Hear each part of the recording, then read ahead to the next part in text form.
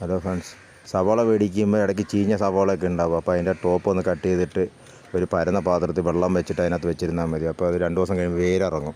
വേരിറങ്ങിയതിന് ശേഷം ഒരു ചെടിച്ചട്ടിക്കകത്ത് ഇത്തിരി മണ്ണ് പാകം ചെയ്തിട്ട് അതിനകത്ത് വെച്ച് കൊടുത്താൽ മതി. വയ്ക്കുമ്പോൾ അതൊരു 2 ദിവസം കഴിയുമ്പോൾ അതിന് മുള വരും. മുളച്ചിങ്ങനെ വരുമ്പോൾ ഇതിനകത്ത് ഉള്ളി ഇല വരും. ഇല വന്നു കഴിഞ്ഞാൽ നമുക്ക് തോരൻ വയ്ക്കാൻ എടുക്കാം.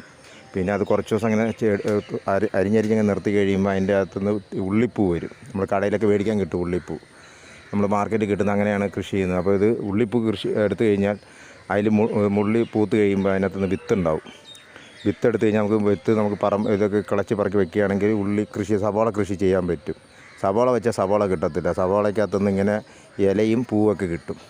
പൂ കിട്ടിക്കഴിഞ്ഞാൽ നമുക്ക് അതിൻ്റെ വിത്തെടുത്ത് നമുക്ക് നട്ട് കഴിഞ്ഞാൽ അതുപോലെ സവാള ഉണ്ടാക്കാൻ പറ്റും. സവാളയ്ക്ക് എന്ന് പറഞ്ഞാൽ കൂടുതൽ വെള്ളം അതിൻ്റെ മൂട്ടിൽ ഒഴിക്കാൻ പാടില്ല, സൈഡിലേക്കേ ഒഴിക്കാൻ പാടുള്ളൂ.